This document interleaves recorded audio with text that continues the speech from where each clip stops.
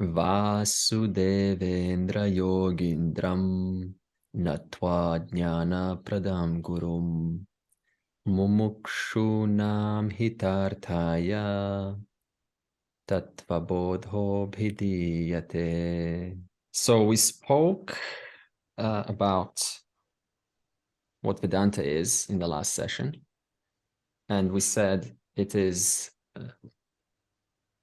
really using your mind the way it was meant to be used. And according to Vedanta, being this yoga of objectivity, it means to give oneself some space to see how their individual functions are working, rather than kind of getting caught up into what those actual functions are doing. So it's a different approach. The common approach is to, which is okay, it's still required, but there's this other approach that Vedanta is introducing to us, and that is, see, as long as something is subjective, it remains personal. We put our eye into that. So subjectivity is when something happens, right? And things happen to all of us. There's not one person who is having a smooth ride in life. It happens to all of us. And the question is, now that it's happened, right, what is my way of approaching and dealing with what is happening? And now, when Vedanta comes in, it reminds us that, see, this what's the proper way to, there's many proper ways, but in the context of this text that we're doing, Tattva Bodha, it requires a level of objectification. And I'll just give you an example, something concrete. So we spoke about adhikari. Adhikari is someone that's a deserving recipient. Now, a deserving recipient doesn't mean, oh, because I've showed up in class, I'm deserving, right? I've got entry into the class, therefore I'm deserving. A deserving recipient is works hard at what they're studying. It's not a passive experience. They do not park themselves. They don't hear this knowledge and then park themselves in some elevated state. Because the elevated state is, what is an elevated state? It still requires identification with the mind. So look at this now. Suppose in pseudo-spirituality, so when I say adhikari, I'm talking about a jinyatsu. Now, what's the difference between a Momokshu? Okay, now off topic, I want to answer Bao. What's the difference between a Momokshu and a jinyatsu? So this is for Bao if he wants to know. A Momokshu is one who wants to know the truth, right? Now, they don't know how to go about pursuing this truth or what is required. So a Momokshu is a seeker. They're hopping from one place to the other. They're going to yoga, they're going to this, they're going to that. So they don't know what's required to understand the truth. So they are like a kangaroo, they're doing the best they can, but they're skipping, they're moving from one teacher to the other. Now, when do you go from a Momokshu into a jinyatsu? Or in this context of the book, what's a jinyatsu? An adhikari, okay? So how do you go from a mokshu into jinyatsu or adhikari? Having skipped and gone through different modes of explorations, which is the momokshu, now I discover that ultimately the only way to solve the problem is through understanding, through gaining knowledge.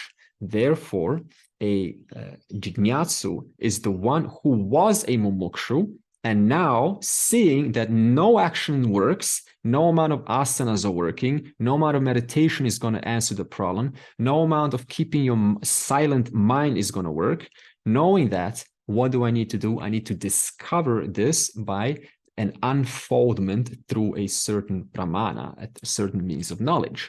So jinyatsu is one who knows what needs to be done to solve the problem of ignorance, which is to gain knowledge. Good. Now, So suppose in pseudo-spirituality, I tell you, you are awareness. This is very common. You're awareness, and you need to, you're not this body-mind complex. And I just stop it there. Very, very general. You're not this body-mind complex. Okay. So suppose this happens, and this could happen very easily. You say, oh, great. Sounds very simplistic, very simple, right? This is very easy to do. Okay, so I'm not the body and I'm not the mind. But suppose I don't tell you the nuances of the mind. Then what is the ingenious mind going to do? It's going to look for some place to put the I in, right? It's not going to put it in the body anymore because I said you're not the body. And I said it's not the mind. But if I don't tell you specifically what the mind is, if I don't objectify the mind in front of you and tell you it consists of your manas, your buddhi, your chittam, your hankara, right? Your emotional doubting, desire system, your cognitive thinking analysis system, the I sense, which we will speak of, and the memory. If I don't tell you that, and not only that, but even the mind, right? The emotive capacity, which we call the manomaya kosha. Remember that? Manomaya kosha? If I don't tell you even that has layers upon layers upon layers, subtleties upon subtleties, which you can access, then what's this person who heard, I am not the body, I am not the mind, where are they going to put their eye into? They're going to look around and put their eye into a very subtle manomaya, very subtle emotion that feels how? One that feels, quote, enlightened. One that feels sort of like I'm everywhere, I am floating above, nothing bothers me. So what happened here? The mind is so genius. If you don't mention the nuances, which is what this pramana of Vedanta does, if you don't point them out, bring them out objectively, this I will find some place to park itself in. And therefore, the fella now remains in a, quote, elevated state of mind. And this fella is very hard to communicate with because they are certain that they are, finished the job. Now, even in chapter 12, verse 17, Krishna says to Arjuna, who is my real Bhakta? And he says to Arjuna, Yaha na Hrishyati. So Hrishyati means he or she is the one who does not get elated. Now look at this. Krishna says to Arjuna, na Hrishyati, he or she does not get elated. Now, what does this mean? Does this mean now, I never kind of get joyful anymore? I never get curious? Because even to be curious about some other philosophical system or to be curious about the world, even that requires some form of elation. Now, Krishna says, this Bhakta, a true Bhakta, Ananya Bhakta, where there's no other, it's just Bhakta for the one truth without a second. This one, he does or she does not get elated. It does not mean he or she does not sort of experience joy or experience curiosity. It also doesn't mean they pretend like nothing affects them. Now, I know there is an example. It's not my example. It's my teacher's example. She was at someone else told her that she's in Mumbai, that there was a wedding. And at this wedding, the mother's daughter was being married. And the mother was a follower of the Bhagavad Gita. And what was everyone there? They were celebrating, right? The wedding is going on. It's so wonderful. But she was sitting there completely unaffected. She was not elated, right? Now, people thought, they were like, what's wrong here, right? Now, look at this interpretation. That is not what, right, do not get elated means, right? So now, when Krishna says, do not get elated, it means having a level of objectivity. It means don't get elated in reference to wrong things. For example, some choose to get elated how? By looking at someone who is less privileged, and I say, they have less. In reference to that one, I feel elated, I feel better. So I'm using someone else for me to increase my sense of elevation. Some others put their elevation through objects. Now, Krishna says that's fine, but remember, if it's, if you take this object as a point which elevates you, then what does this do? It creates unnecessary dependence. So one has to have a level of objectivity. It is not the object, it is not the partner, it is not my child, it is not the money that is making me this elevated state. What's happening? Why is it that you feel elevated when you're in presence of a person or in the presence of someone? Why is it? We already discussed this, if you remember. Because when you are in the presence of someone else, what happens? The subject, the wanter temporarily subsides. The insistent voice, I need, I want, it has to be this way. I am small, I am vulnerable, I feel lonely, I feel abandoned. All of this voice temporarily subsides in the presence of someone else. And in reference to that, we conclude they are giving me this sort of fullness, this feeling. But actually, this feeling was there all along. What was limiting this feeling? It was your own insistent voice, own narrative, which said, I'm not good enough. I need more. This person needs to please me. I'm entitled. All of this temporarily subsides. We call this the subject. And therefore, what I experience myself as fullness. Do not get elated in reference to the wrong things. What does this mean? Rather get elated in reference to the right things.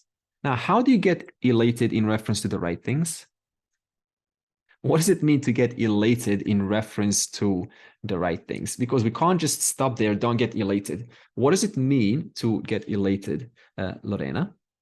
I would say just placing the correct value on the situation, like whatever's arising in the situation, placing the correct value, not overvaluing or undervaluing. Lovely. So in other words, this is again, Lorena, speaking of looking at it, objectively. This is objectivity.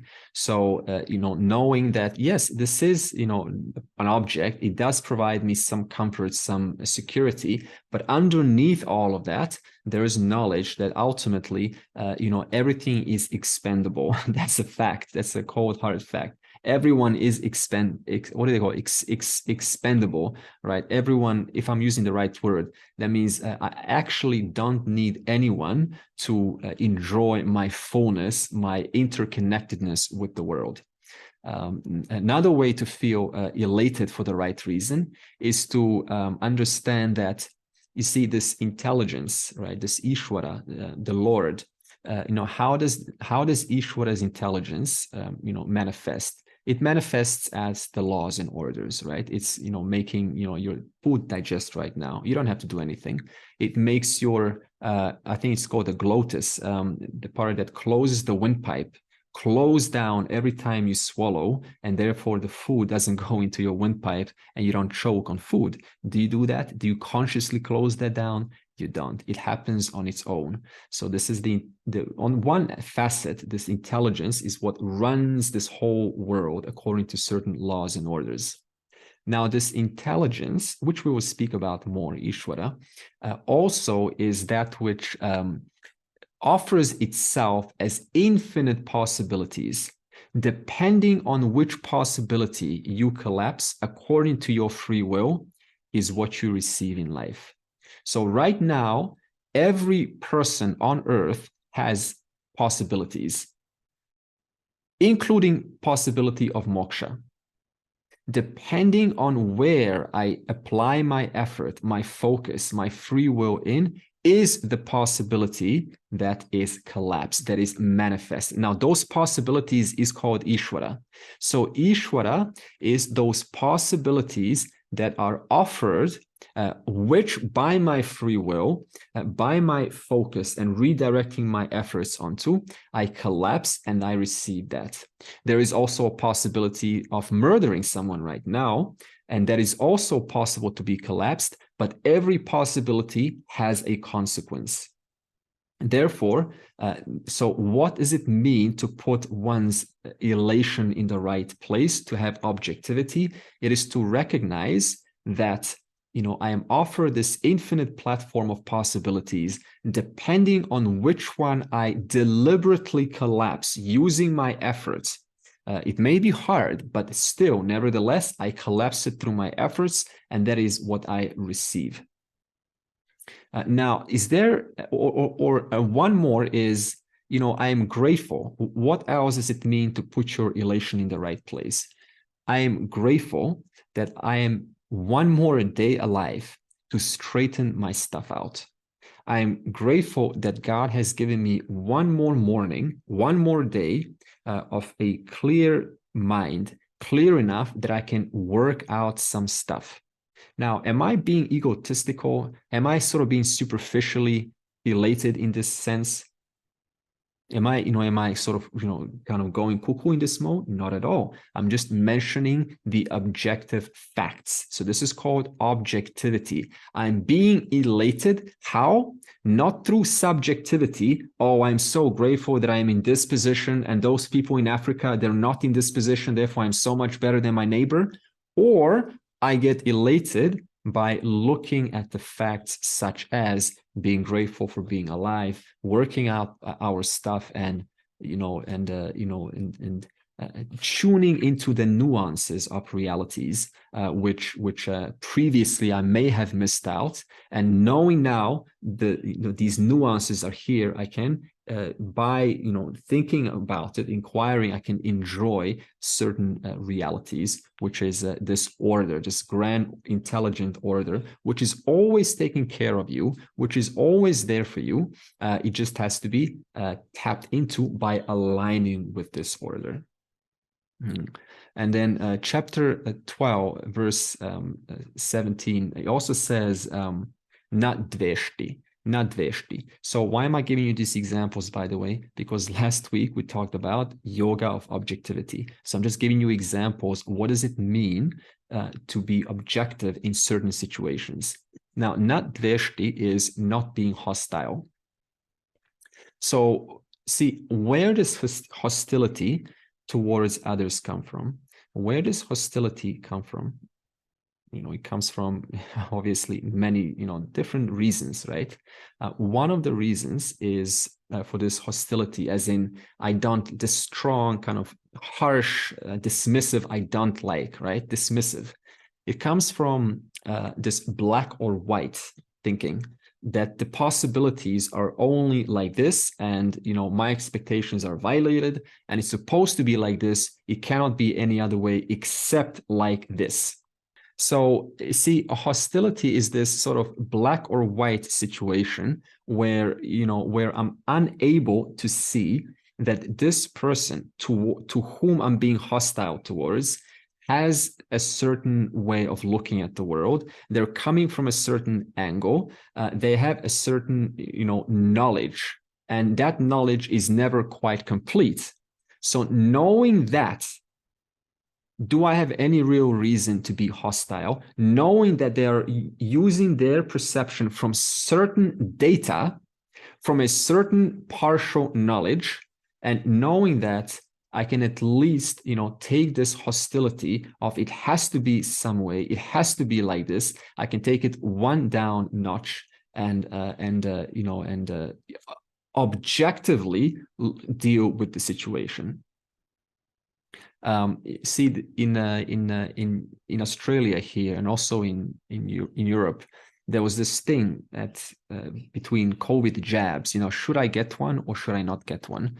And it actually created some split in families, because the children sort of said, no, this is all government control. And the parents said, no, get one. So it actually created some, drama. It created hostility in family. So this is the product of not having objectivity. Hey, my parents may have one point of view. I have another point of view. I choose to stick with it. By removing this objectivity, then we make it extremely personal. No, you don't tell me what to do. I have my rights. And so it has a much different way of confronting the world. Now, what about having objectivity towards hostility when someone doesn't like you? right? Now, is there anyone, okay, is there someone that you don't like? Okay, you don't have to shake your head. I think it is probably a person, at least one who we don't like, right? It could be now at what degree of that not liking, that's not the matter, but just generally don't like. So do you think that you're free of that? You think that you're completely liked by the world, right? No, there's not one person who is going to be therefore so what? And not only that, but people are too busy. There's no one actively sitting down and hating you. You know, now let me do my schedule. Okay, 5 minutes. I'm going to hate this person. Okay, hold on, 5 minutes. Okay, I've hated it. Now let's move. No one does it. Everyone's too busy.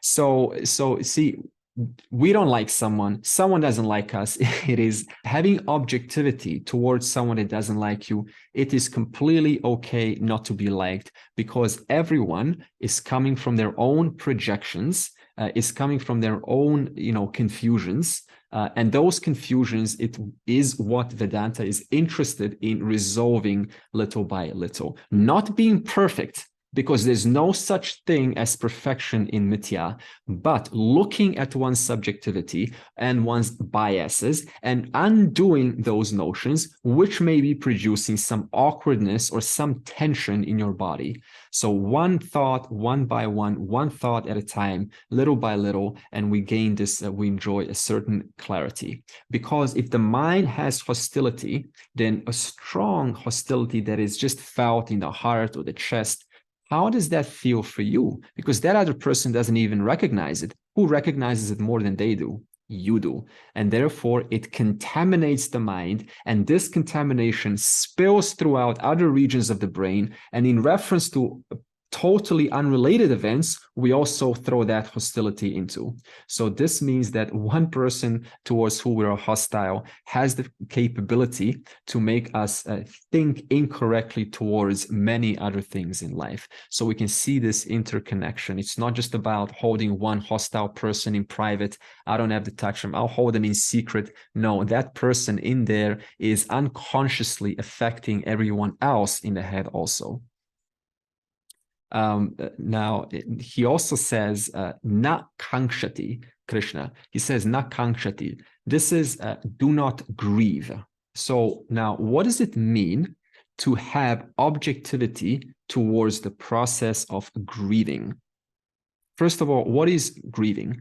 Grieving is when something happens, some separation happens. It could be a separation with someone that was close to you, someone that has died. It could be a separation from a job. It could be a separation from, you were kicked out by the renters, you don't know. It could be a separation from a car, someone kind of, crashed into the car and now you have to separate from your car. It could be a separation from losses of money on the stock market. It could be separation from maybe you forgot your shoe, someone stole your shoe. I don't know who would do that, but you go yoga and then someone takes your shoe away, like, oh no, that was my favorite shoe. I have separation issues now. It could be a separation from a friend because they went to a different country. It could be a separation from someone in your family got married, and so the daughter or the son is now moving away, and or they've grown up. They're moving away into their own house now. It could be a partnership, right? Separation, boyfriend, girlfriend. It could be a divorce. All of these are parts that naturally incite grief. So grief, also has an objective grief, or should say an empirical grief. Empirical grief is just that natural response of that initial separation. You had a good time. It was lovely. There were some good times. They were kind of stimulating you. They were giving you something, right? Your intellect, your emotions, they were there for you. And now you suddenly miss all of that. So obviously it's going to incite this natural sense of grief, which comes out of love. It's just a natural response of, there was some love there and I miss this. I miss this love there. Now, when this grief becomes subjective, what happens now? what was naturally the tears and the sadness, right, that was there initially, it turns into depression. And this depression speaks such as, oh, no, now that this has happened, there's no hope for me. Things will never be the same for me. God is punishing me. This is the end of my punyam. Now this is the start of my papam. This was meant to be. I'm unlucky in this world. I will never again have the same thing in this world.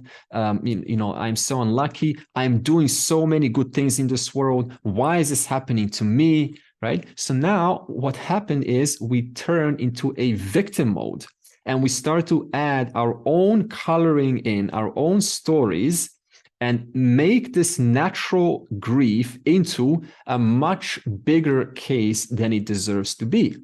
So again, we need some objectivity to recognize when is that place, when it's natural, and when does it get converted into my own stories and making it about myself now, and no longer about just appreciating all of the good times that I've had with that person or with that situation. Again, objectivity comes forward.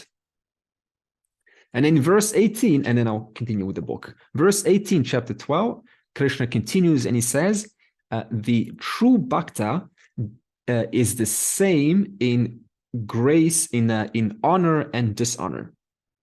Now, why would a true Bhakta of the Lord, a true devotee, a follower of the truth, admirer of the truth, why would they be the same? And what does it mean to be the same in honor and dishonor? To be objective in honor and dishonor. What do you think this means? Remain untouched by any objective experience. Yeah, but why would you remain untouched by any objective experience? I would like to know. What would you have to understand to remain decently equanimous towards any kind of honoring or dishonoring? I can only think that you need to have a reference point, and that the constant awareness, that reference point has to be put into the right perspective. And if you start thinking a bit more, I don't know if I'm overthinking, you have to have the values, the right values. So you would reference it to that correct value and you decide. So it's always a decision-making process. Now, that is what you were saying, objectivity. Objectivity, yeah. But question is, how far can you stay object when you don't get attached to it? So there has got to be a constant awareness. And the word coming to the back of my mind is permanence and impermanence. Right. So what is permanent feature? And that is the Lord. Yes. So, okay. See, okay. Good. See, in this case, we don't quite see, we're not quite bringing we don't even need impermanent now, right? We're just looking at sort of good Nitin. So I like the prior comments. It was excellent. But let me just bring this impermanent. You don't necessarily need to bring this impermanent and permanent understanding. We're just talking about having a certain objectivity, a certain relative understanding with this world. So I'll give you an example. Lorena, you want to say? I was just thinking, instead of taking something personally all the time and realizing that other people have got their own subjective way of thinking, they've got their own personal view. So recognizing that in others and in yourself, and then therefore that gives you the objectivity, because you realize that everyone's got their own story and everyone's got their own idea of the same situation, and everyone might react differently in the same situation, even yourself. And seeing that happens with everybody, and then that way you can keep your cool a bit. You know, you're not as emotional or whatever about it. You can see it with discrimination, with the correct discrimination. Yeah, excellent. And I'll expand on this. See, my teacher's teacher, Swami Dayananda, he was always cautious and wary when, because a lot of the students saw him as, this incredible figure, when you meet this teacher and go, wow, you're like God, all of these notions get projected onto this Swami. And this is very common, right? and you came with this expectation, this is a person of perfection, they have knowledge, they are amazing, all of these things are, in this head of a student, and they see this teacher and they're like, wow, here I'm looking at this, and they start to honor the Swami, they start to honor whoever, they start to honor you. The moment you make one slight deviation it's not keeping with their expectations, what happens? Equally, just as fast, you get dishonored. You just get thrown out.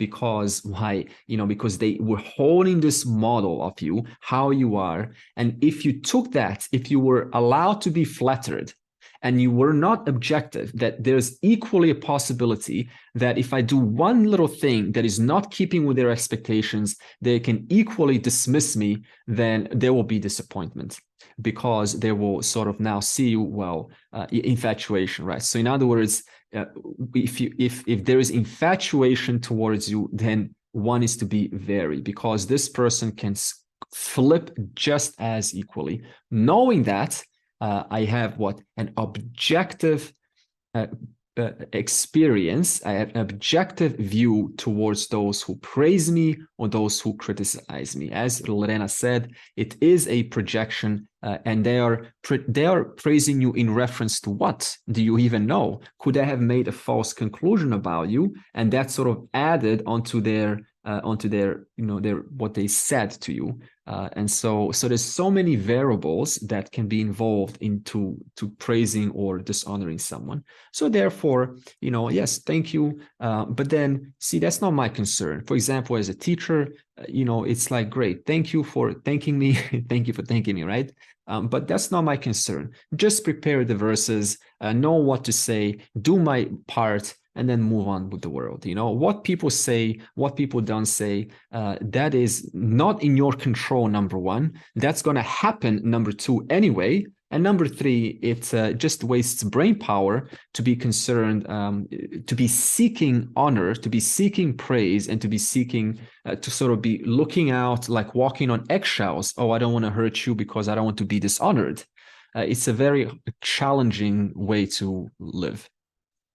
Yeah, therefore remains equanimous towards criticism as well as praise. Oh, you think I'm great? Lovely. Now let's get on to the next lesson. Oh, you think I'm not great? Well, okay, I will do my part to improve, but at the same time, I hope you maybe see that it's also your projection. Ownership and authorship. So this is it. So again, see, we understand that nothing is really mine. The skills that I have are not actually mine. They were borrowed from someone else's hard work.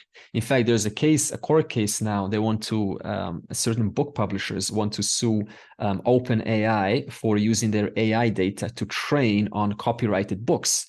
And now the copyright in the organization in USA, they open up a form.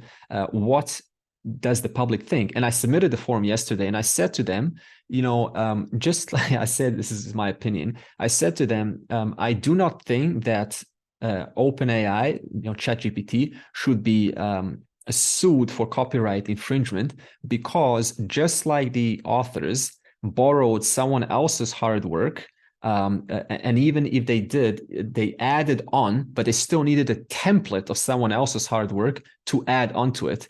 Just like they did that to someone else, OpenAI is doing that to the author's work, and the public audience is using OpenAI to profit. And I said further to them that I, as a teacher, I would gladly love my material to be completely used to train ChatGPT, because I put my heart and soul into researching and making sure that it's well ascertained, well verified, and it's my duty to contribute that to the world. Why would I deny that to the world unless it is in the name of profit or some kind of a sort of mine ownership? So this is another way not to sort of get entangled in this my mode, into this ownership mode. All right. Now, so far, what I've discussed was some qualities, right, that in reference to this objectivity, how by recognizing these potential pitfalls, we can now sort of, have this objectivity with our experience. However, the verse is saying, what is this going to do with the three bodies, right? It's got to do a lot. So I brought it down to earth. So now let's bring a little bit bigger, more inclusive. I was specific. Now let's make it more inclusive. And what does the verse say? Okay, so we're back onto Sthula Shariram Kim. Okay, and we've discussed Panchi Krita Panchamaha Bhutaihi Kritam. So it's made of the 5 elements, the material of your physical body that you are wearing now, that you're experiencing, is made up of the 5 elements. This is the model of the Vedas. I discussed that last, and we will get into the 5 models more. Therefore, I will not go into it. We have said Satkarma Janyam. We have said the efficient cause. Why are you enjoying the body that you have right now? Why do you have a female body, a male body? This is because of this karma. Now, let me just explain this karma a little bit more. See, we are given these 3 bodies. Thank God you're given these 3 bodies. Why? Because with these 3 bodies, you can work out who you are. You can enjoy this world as much as you want, as long as it's keeping with like a certain ethical values. This is the way of the Bhagavad Gita. Now, so this karma. Now, these 3 bodies. We talked about the physical body last time. Now, the subtle body is something that you cannot see, but I can infer that you have a subtle body. How so? Because your subtle body, while I cannot see it, it expresses through your physical body as your personality. It shines just like, for example, a light bulb. Right? A glass light bulb. Now, the light bulb is matter, right? It's physical matter. But inside the light bulb, there's a filament, right? Now, this filament is also matter, but it's a special kind of matter, isn't it? It's sort of a kind of a fluidy matter. It's like a brain. So we can compare the filament in the light bulb to a brain. Now, what happens if I pass electricity? Where does electricity shine through? Where does it express itself? It expresses itself through the filament. In that same manner, the subtle body equated to electricity, it's a metaphor, careful, I'm not saying subtle body is electricity. The subtle body requires being like energy, being matter, but a very subtle form of matter, kind of like energy, a very subtle form of matter. It needs the physical brain, another kind of matter, but it's a different kind of gross matter than your skin. So it's a very delicate, jelly-like matter. We call that the brain. And that brain, when the subtle body shines through it, it's able to enliven. It becomes alive. And I see your personality. I see how you act. I see when you shake your head, how you sit. I also have the same thing. All of this is what this subtle body, the expression of it is. Now, the causal body is, see, whenever you and I do something, what are we doing? We are putting an action into the field, right? No matter what it is, we're putting an action into the field. This action, they say, like law of cause and effect, action, reaction, right? This action will always produce 2 types of results, seen and unseen, drishtapalam and adrishtapalam. The seen is what we receive immediately. So if I say something to you, if I smile and I say, how are you, right? Immediately, that was an action. Immediately, I will receive back a seen result. So in other words, the universe is going to provide me immediate feedback of how well I did. If I say to you, how are you in a really funny way, like a really kind of a, cuckoo way, then you're going to say, I'm okay. It's going to be like, and then I'm not going to feel that, right? So I'm receiving immediate consequences of my action. That's called immediately seen. But suppose what happens to those that are unseen? When I say unseen, that means they're delayed. That means the right time is not correct. The time is not right for them to come right now, but it doesn't mean they will not come. It just means they will come later. That later, unseen, is what we called, well, adrishtapalam, unseen results of your actions. Now, when that unseen, called adrishtapalam, does come into the present, then we call the quality of what comes into the present, we have two words for it. We have punyam and papam. Punyam means the unseen results of previous noble actions, right? So they were keeping with certain ethical values. So when those results, unseen results, come into the present, we call that is my punyam, that is my punya karma, that is my karma, which is offers itself as something that I enjoy. I want more of it. For example, someone cares for you, you're sick, and someone, actually, your friend, calls you up and say, hey, can I bring you some soup? Now, not everyone receives that privilege. Some people say they don't even want to hear, okay, great, you're sick. Or they don't even have anyone to call. It comes as a form of talents. It comes as a form of, your strengths, something that you're really good at, and someone else is not so good at it. And this is all a product of your punyam. You may not have a memory of how or what did I do in the past to receive that, but there was something, certainly some involvement that contributed to my present punyam. Equally so, those unseen results can also come of what we call papam. What is papam? That means the unseen results show up, or the consequences of unseen results that came from inappropriate actions. That means I've done inappropriate actions in the past. I mistreated you. I ignored you. I put a stonewalling. I didn't treat you in the right way. Now that is going to show up also as papam. And how is papam experienced in your body and through your mind? It's experienced as a challenge. These are challenges. I'm going through a challenging time in my life. You've heard this before. You've said this before.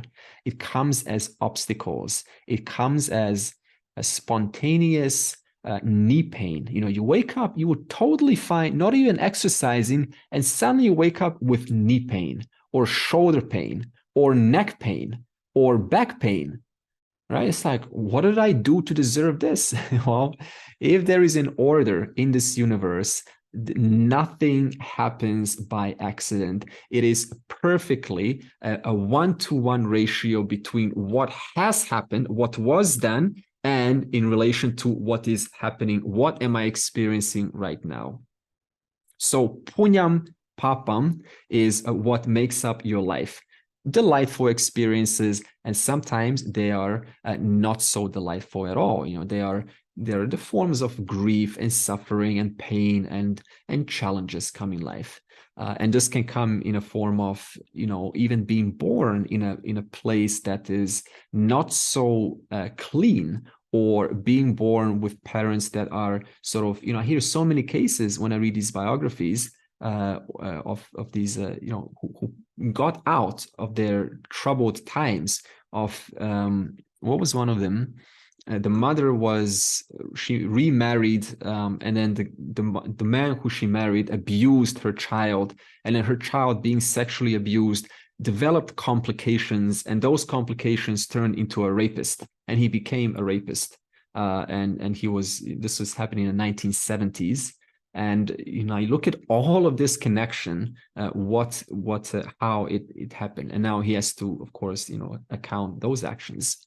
Yes, it is like a karma police, right? You're being, all of your actions are being tracked, right? And they're not going anywhere. Now, because the physical body doesn't live long enough, right? Where would those unseen consequences go, right? They have to go to the original doer. And that original doer, how will they experience it? Before I answer, look at this. Can you experience anything concrete unless you have a physical body? It's like a dream. It's like my mind is everywhere and I'm feeling pain. Can you suppose your mind's like, like psychedelics or something, and it's just everywhere? And how am I supposed to find you and hug you if you're just sort of floating like a ghost everywhere, right? How am I supposed to say, hey, that was not cool what you did or what you said to me? How are you supposed to learn from your mistakes if you're just sort of floating everywhere and you're not localized to one place in time and space upon which someone can say something to you so that you can reflect in that place with a stable state of mind and go, okay, that was probably not right. Otherwise, it will be like a dream. It's like, you want to figure something out, already it's gone. Already something else has come. So you need a stable platform, something for the mind to pull it down. You need something to pull this amazing mind down, to give it weight, to give it substance, to give it some locality. And that instrument is what we call the physical body, which helps the mind, that original doer of those actions, to continue experiencing the punyam and the papam. Therefore, by this process, what this original doer receives another body to simply continue receiving the unfinished business. This is the process of this continuity. You don't even have to call it reincarnation, just continuity. Law of conservation of energy. Science even says there's no one thing in this universe that can go out of existence. It simply changes form, right? The body changes into ashes. Now, in the case of the subtle body, since they do not deal with that topic, the subtle body also changes, actually. How does it change? By getting a new set of punya papam. And that new set of punya papam is what determines your next life, your next physical body, the strengths that you enjoy, and the sometimes, like take Stephen Hawking. Stephen Hawking's, the man in the wheelchair. You think that's an accident, to get a degenerative disease to make this fella paralyzed in a way that he cannot move? There's no accidents here. Everything that happens is perfectly ordained by this intelligence, which we will speak more of. And therefore, so whatever happens, it's happened. You cannot change your parents, because it's already an accomplished fact. You cannot change your separations because it's already an accomplished fact. You cannot change, suppose someone has some disease, some illness. You cannot change that. It's already an accomplished fact. Can you change that you have eyesight that is farsighted or long-sighted? Can you change that? No, it's already an accomplished fact. And these accomplished facts, who gave you these accomplished facts? Or we say in the Vedas, your own karma, your own punya papa mixture. So it's not so much what I received, but what do I do with what is already accomplished? What do I do with it now? Even Stephen Hawking's, hey, this fella, you got every excuse to say, oh, why is life treating me like this? Why me? You turn it into something wonderful. Hey, I'm confined to the wheelchair. Now let's get into my studies and work things out. So in other words, because we're being given this wonderful free will, you can change your life around. How so? Because you're given infinite possibilities, is what we call Ishvara. And by our free will, by aligning our intention to what possibility do I want to collapse, and therefore we apply our actions onto it. So therefore it is never over until your last breath. That's when it's officially over. Until then, infinite possibilities remain to be collapsed. Which one do you want to collapse is entirely up to you. Now, when it comes to the Vedas, we speak of the four Purushartas. So obviously we recognize it's not like you put pleasures aside. It's not like you put security aside and dismiss dharma. These are all required for sanity and proper functioning of a human being a balanced human being. I need security, a roof over my house, and the bills need to come in. The money needs to be there. I need some fun with friends and going out and having some nice food and cuisines and going traveling around the world. This also teaches you a lot about the world and other cultures. So it's wonderful. And I need to perform this in such a manner that it doesn't cause unnecessary papam after having gone through artha and kama. In other words, I need to color it, sprinkle it with universal ethical values called dharma, so that we can, we don't create damage in this world. We don't hurt and step on other people's toes. Knowing these three are available, the Vedas says they're not there to be discarded, because why would you come to earth to discard things? Just see them in the light, in the proper light. They are there to be subservient for moksha. Therefore, what possibility is one who comes to Tattva Bodha? What is their primary concern? The Atikari's primary concern. What are they wishing to collapse? It is to collapse after death, moksha in this life, but also what that means is after physical death, I no longer come back as an effect. An effect means a body, mind, but I remain as the cause. And what's the cause of the universe?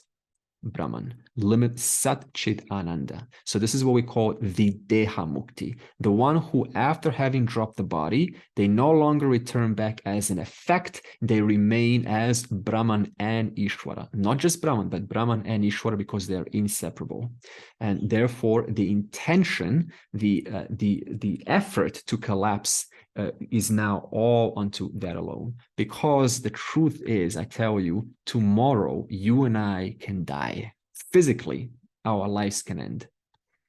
Knowing that, can you ask yourself this question now? Can you die tomorrow complete, right? If you were to die tomorrow, could you die comfortably, knowing that you have at least attended the most important pursuit in life, which is moksha? Can you do that? Now, this is not to be answered now. It's actually a question that one inquires and asks themselves, have I done all that is to be done in my life, right? Am I ready to go, right? Have I attended to my duties? Have I, understood relatively, not completely, but relatively well, what is the nature of who I am, the nature of God, my relationship to the world? Can I, go with this from this world without major regrets? And therefore, the answer to this shows you, how well you are, having a relationship with these four Purushartas: artha, kama, dharma, and moksha. Because if I skip one, then if I ask myself the question, am I ready to go tomorrow? Even if you've never came to Vedanta, what's going to happen? Because the nature of everyone is this limitless self, they're going to die with a certain form of, discomfort, certain form of fear. Oh no, I am dying. End of me. What's going to happen? I am now dying, and so on. Because the fourth Purushartha has not been addressed, moksha. So if these four are there and they're addressed and they're pursued in their right relationship, that means the three are subservient to the fourth. Then the question is, can I die complete? This question can now take a much more comfortable standpoint than if I just pursue pleasures in life, or I pursue, security in life. And I say, of course I can't die complete. There's so much more security. There's always one extra zero in my bank account that I can, there's always one extra wife that I could have married. So how are you supposed to die complete if there's always one more, right? One more donation to give, one more, business to, to create, one more friend to have. There's no way. Therefore, these four Purushartas are there. Okay. So what's then the causal body? The causal body is, as someone said, like your bank account. Your bank account of punya papam. Back onto number stula shariram. It says sukha dukkha. We're back onto the physical body now. Bhoga ayatanam. Okay, so this is very simple. So ayatanam is, it's a place where I meet you. I go to a house and the house is vacated, right? And I knock on the door and nobody answers. Your house is there, but there's no one to answer. Now, suppose the house gets vandalized and the owner is not there. They're on a holiday, right? Now, even though the house, the physical body, is vandalized, there's nobody to experience sukha or dukkha, right? So, in other words, the house becomes a place towards which papam, vandalism, happens, or the house gets renovated. That's punyam, right? That's a great thing. You want that. Your house is brand new. So therefore, if I want to deliver punyam, I have to find a house and I have to add some flowers or a nice garage or something. Therefore, your physical body is ayatanam, there where I can find you and deliver, where the world can deliver sukha dukkha, positive and unpleasant experiences. So that's what your body is for, right? It's a localizer which the world can come up to you and offer you punya and papam. I need to find you. You need to be somewhere, and therefore the body serves that purpose. Yeah, does it mean that one who achieved videha mukti merges with the total of disembodied intelligence? The one, okay, I'm not going to use this disembodied. One is just one is one with oneself as the limitless one, right? Nothing is missing. Fullness. I am one with myself as fullness. I'm not one with something else. I'm one with myself, being limitless power, limitless knowledge. Don't worry about videha mukti now. This comes at the end of the book. Now, one more thing about the physical body. Look at this. Now, this is pretty obvious for us, but here we go. Your physical body goes through how many changes? 6. Shad vikaravad etat. So what are these changes? Firstly, how do you start out? You start out as a little midget. Should we call that? What do they call it? When the egg and the feet and the egg, what do you call the egg and the sperm merge? It starts with E, if you remember it. Embryo. Embryo, this is it, embryo. I just was reading the other day. Okay, so in other words, fetus or embryo? No, it's embryo. Okay, I need to look this. Which one is it? Is it fetus or the embryo? Okay, so yeah, it's fetus. Okay, it's fetus. So you start out as a fetus. Can you imagine that? Once upon a time, you were a little dot, somewhere lost down there. Who knows? Okay, now from that, here you are sitting down and having an intelligent conversation. And then the fella is Jayate, born. All right, well done. Welcome to the world, where you're going to experience, dentists and injections and jabs and bullies, and all of that is yet to come. Don't worry now. You're protected. However, what comes then? Vardhate. Teeth fall out. Your mom takes milk away from you. What else happens here when you grow up? Your toys are there. Obviously, you surround yourself with a bunch of car toys and dolls, and it's kind of a nice life, isn't it? As a little fella, nothing to worry about, no sense of money or security.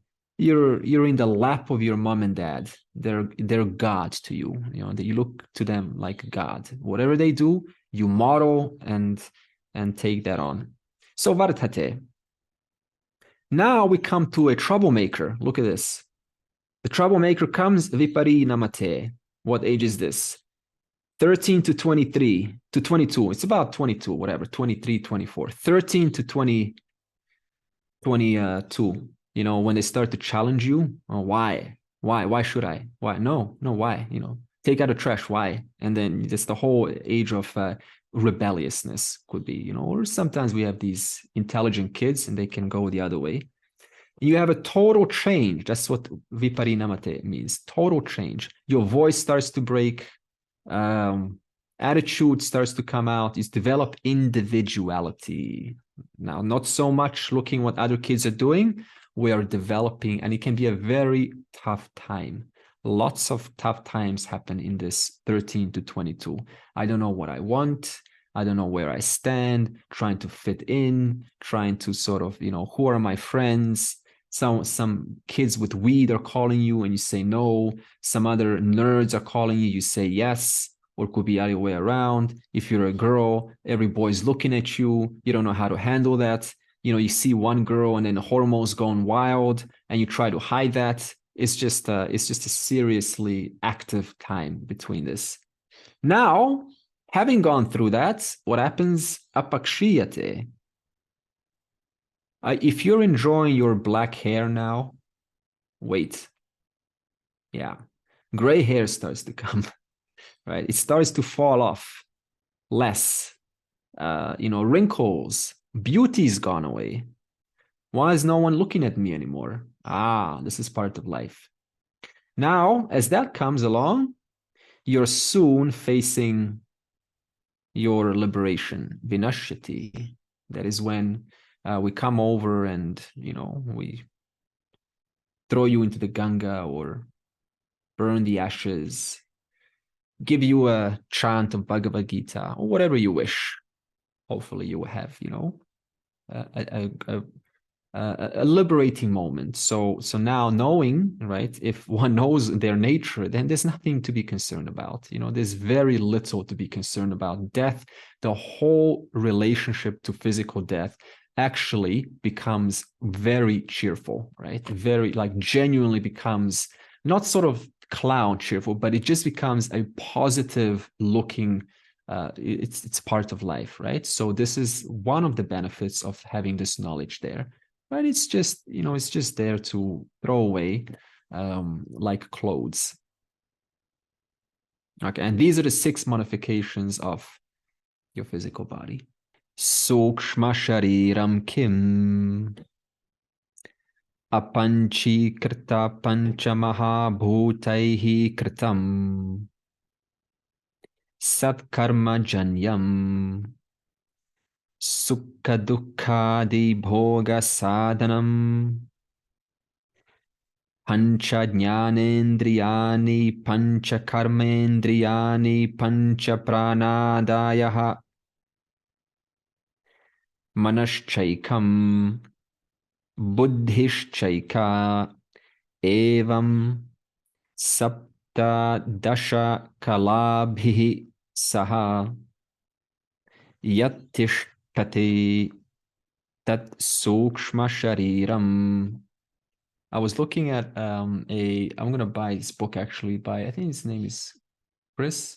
He's a material scientist and he's one of the authorities who tries to show that your mind is a product of the physical brain and your consciousness is a product of your physical brain.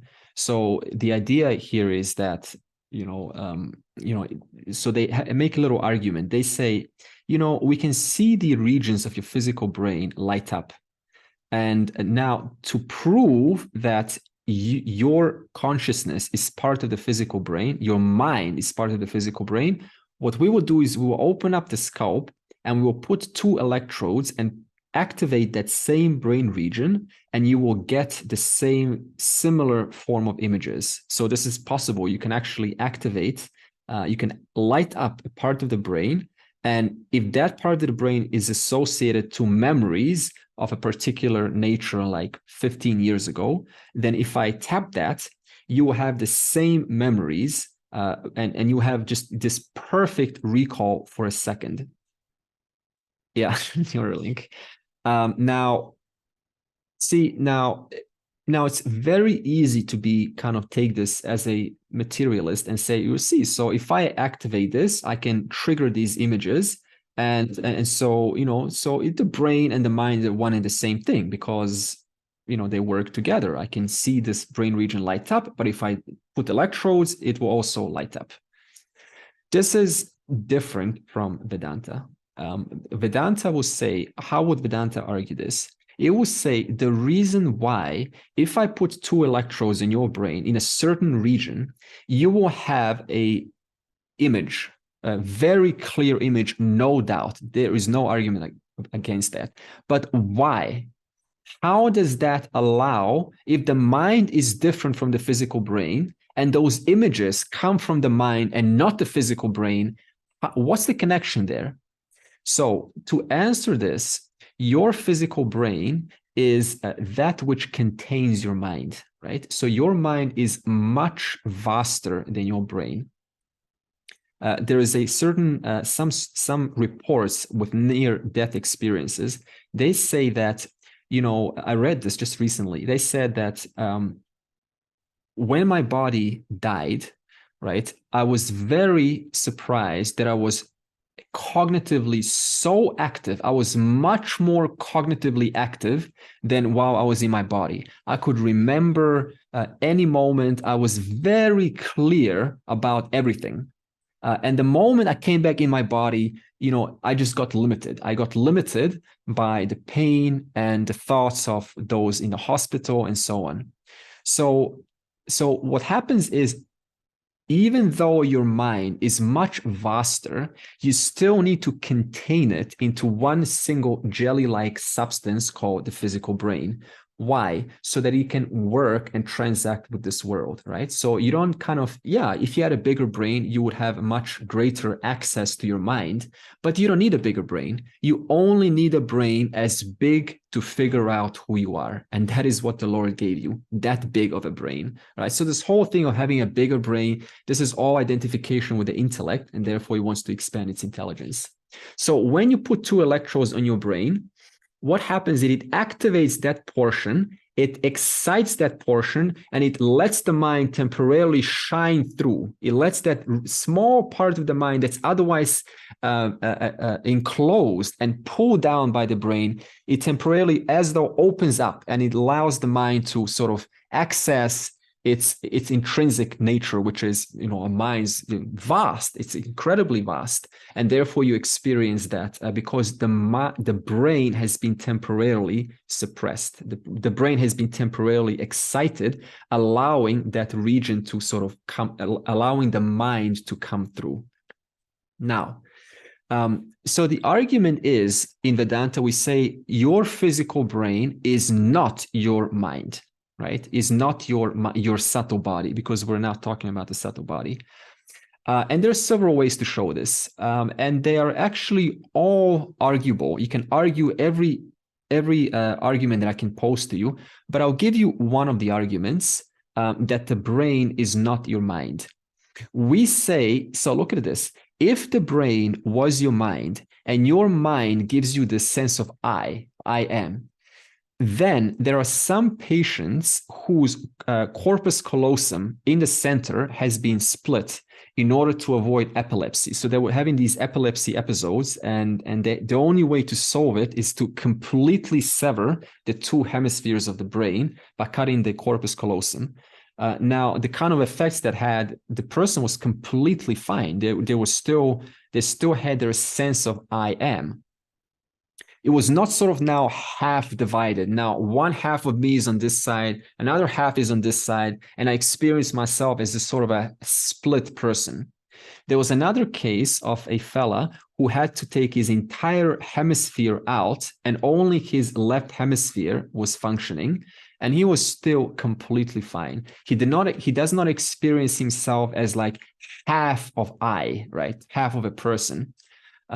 So this is just some examples that if your I was localized to your physical brain, then by definition, if I take half of your brain out, then you should experience your I as half, but that is not the case. Now, I can give you a lot more, obviously these kind of, arguments, but we don't need to overanalyze that. Your subtle body, what is it? It starts out with 17 components. All right. What are these 17 components? We will see this next week. Okay, but for now, your subtle body cannot be perceived, and your subtle body ends where? At your hair and nails. That's why you don't feel any pain. When I cut your hair or I cut your nails, you don't feel it because the subtle body is not pervading those regions. So in other words, you need the subtle body to experience the physical body. All right. However, we will see more about this next week. Anything you want to say? So this shloka 17 and 18, it uses terms sat karma janyam sthula sharira and sat karma janyam sukshma sharira. I want to know what is the meaning of sat in this term, sat karma janyam. Does it mean that both the sharira are the result of punya karma? Excellent, excellent. So not just punya, Meena, punya and papa. So sat karma, so sat good karma, birth of good karma. However, we have to fill in, not just good karma, it's a mixture of punya and papam. So in other words, since they're both sat karma janyam, this connection you made is excellent. It means that your subtle body always has to be keeping with the physical body. So if you have karma that gives you a human body, that same karma also requires to have a human subtle body. So if you had, for example, a subtle body inside a frog or a dog, then that will be really strange because, you know, how is that going to work? You just wag your tail. You want moksha, but all you can do is just wag the tail, right? You want to read the book, but you know, you don't even have the right hands to hold the book. So your karma has to be in keeping with both the physical and the subtle, and so they're correlated. And so sat karma janyam, just enough good karma to give you the three boons. And what are these three boons? Okay, we can add a fourth one, but the first one in this case can be free will. Unless you got free will, the 4 Purushartas are not possible. The second boon is to be born as a human being.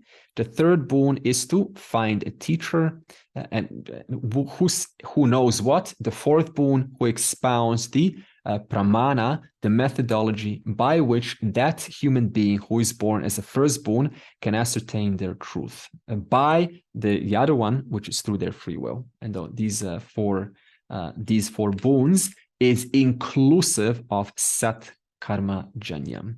Therefore, we all have these 4. What do we do with it? That depends on what you choose to collapse. And that's the consequence. That's what you will receive. Why is it important to have a good teacher? Good. So as I said at the beginning, suppose your teacher says, your awareness and, you're not your body mind. And I don't explain further the nuances of this body mind, then you will unconsciously put your eye somewhere in the mind because I've not defined the mind. Unless I get very specific what the mind is, then you cannot put your eye in those specificities. Therefore, a good teacher brings out the nuances of the teaching so that you, as a student, do not live from this kind of false elevated reality because the teacher has not explained enough. That's why we have so much detail to uncover. And therefore, the teacher's duty is to make sure they understand, because your life is actually on the line here. The stakes are so high. You only get one life. There's no guarantee next life. So knowing all of this, the teacher's duty is to make sure that they know, and they also get trained through their teachers so that, this lineage can get passed on. So it's caring for the student. And if the student has enough punyam, then they will come to a teacher who thinks like this, who's not just hey, your awareness, goodbye. You're free of all of this, goodbye. This is pseudo-spirituality. Therefore, both sides have a lot of duty, a lot of responsibility.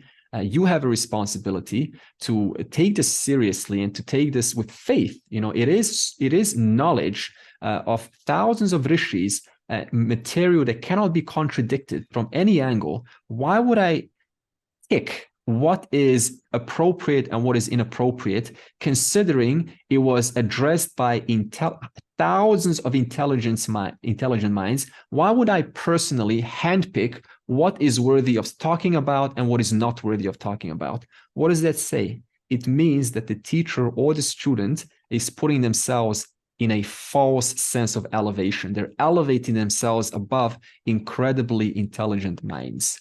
Therefore, the whole lineage is about sticking strictly to the teaching of Vedanta, and the student coming to that knowledge will enjoy the pass on the benefits of that. Your accumulated credits of punyam.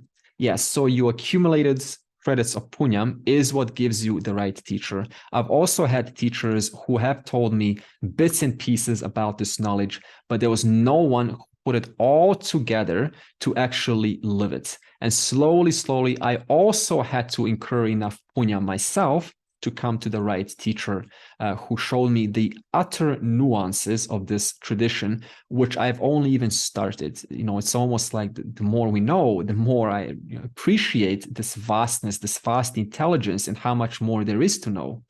In fact, there is so much to know that even if I know that I will never know it all, I still want to know it all. Until how long? Last breath. And therefore, this is the beauty of the tradition. It's just caring for you. It's upholding you. Purnamadav, Purnamidam, Purnat, Purnamudachyate, Purnasya, Purnamadaya, Purnameva avashishyate. Om Shanti, Shanti, Shanti.